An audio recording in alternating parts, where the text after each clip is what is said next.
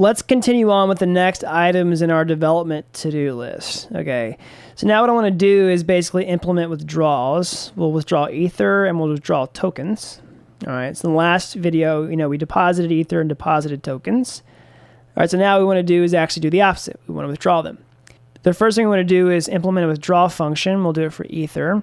So right after deposit Ether, we'll withdraw Ether. Say function withdraw Ether. Passing uint amount. Say public. All right. And inside of here, we basically want to do the opposite of what we did whenever we deposited Ether. We'll do this. So this is the opposite of what we did down here. When we deposited Ether, we incremented the value, and when we withdraw it, we decrement the value or subtract it. So let's write a test. All right, here we go. I've just implemented a successful test case. So if you look at withdrawing Ether, we basically cached the result just like we did previously, and we said, deposit Ether first. We set out the test example, and then we test for success. So first we say exchange withdraw Ether. We pass in 1 Ether. We just check that the Ether has actually been taken out of the tokens mapping like this. Okay, so the balance should equal 0 after we withdraw it. So we can actually refactor this and say let amount, and instead of Ether 1, we'll just say amount. We'll say amount equals Ether, say 1. All right, we're on the test. All right, it passes. So just like deposit, we want to also emit a withdrawal event.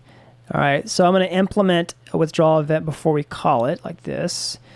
So I'll move this over, and I'll say events, deposit, withdrawal. All right. And it's going to be a token, the user, the amount, and the current balance. All right. So I'll just call the deposit event, the withdrawal event like this. We'll just say emit. All right, so emit withdrawal Ether, the user, the amount, and the balance. All right, and we can test for it inside of our test like this. We'll say just it emits a withdrawal event, just like I did with all the other events previously. So we'll just check that it emits a withdrawal event like this. So the token should be there, the user should be there, the amount should be there, and the balance should be there. Sorry, so we'll make this an amount. All right, amount is the same across all these. All right, let's run the test. All right, it passes. We can see that it emits a withdrawal event. Oh, and before we move on, I realized we also want to return the Ether back to the original user. So basically, we can send Ether inside of Solidity like this. Say msg.sender, and then we'll transfer the amount. All right, that's going to go back to the sender. All right.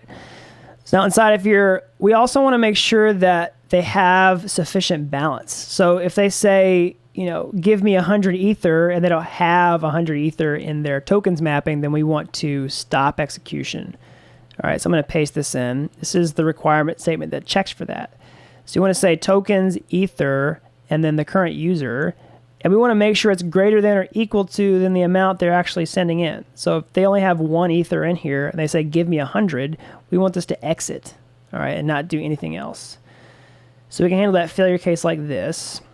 We'll basically say, exchange, move this over. Exchange withdraw Ether, we'll give it 100, because this hasn't actually deposited 100 Ether. That's only deposited 1. From user 1 should be rejected. All right, so save this, run the test. All right, it passes.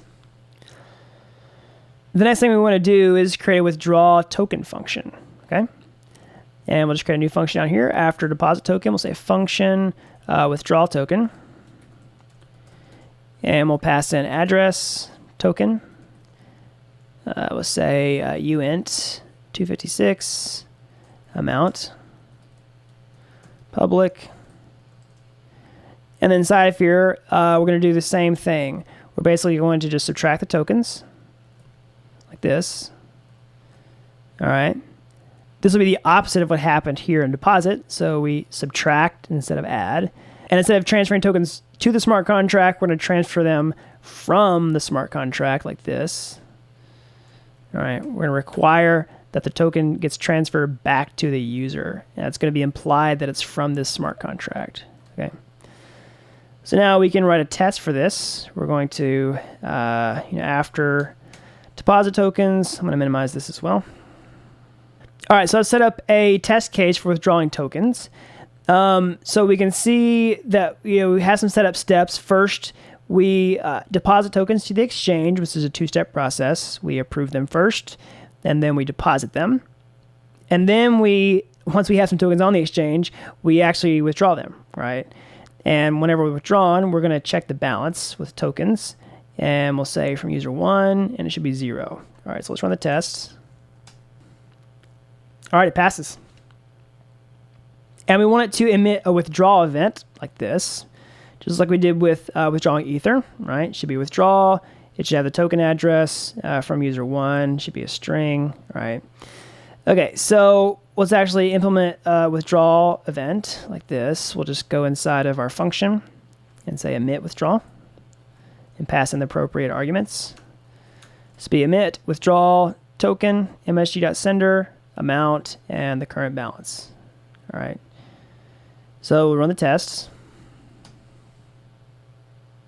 All right, it passes. Okay, so we're getting pretty close to finishing this withdraw tokens function.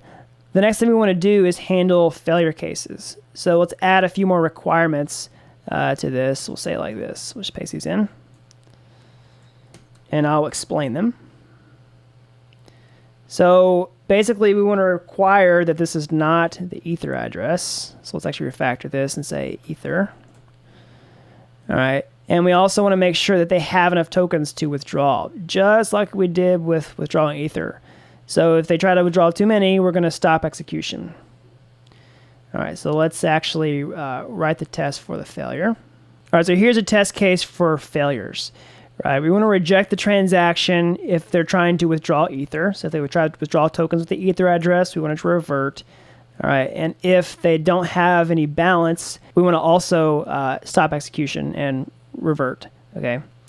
And the reason this works is because we only deposited and approved tokens inside the before each hook, okay? And we didn't for failure cases. We only did it for success cases. Now you might say, well, then how can you test for this? Well, we know that it's working because we could comment out the other code, but this is going to be hit first before this, okay? So you could, move this to another example if you wanted to, but I'll leave that to you as an exercise. So let's run the test. All right, it passes.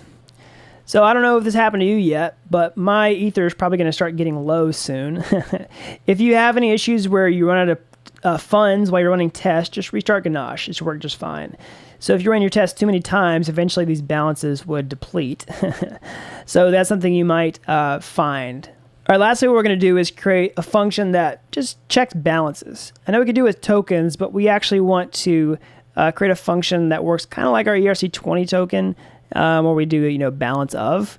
We're going to create a balance of function inside of here as well. So just below withdraw tokens, we're just going to do a function balance of. I'll say address token and the address user. Say public. And this is going to have a special modifier called view, which basically just means it's going to be external and it's just going to return a value for us. Say returns. It's a reader function essentially. uint 256. Okay. Inside of here, we say return tokens, token, and then our user. All right, this is going to basically just check our balance. All right, here's our simple happy path test for checking balances. Basically, we deposit some Ether first, all right, Ether 1. And here we can say, hey, it returns a balance. So balance of Ether user 1 should equal this same amount. All right, let's run the test. All right, it passes. All right, so that's it for this video. Let's go to our to-do list and see how much we've accomplished. We've added the ability to withdraw Ether. We can withdraw tokens, and we can also check balances. So we're making really good progress on this development to-do list. In the next section, we're going to make orders and also cancel orders. So move on to the next video to check that out.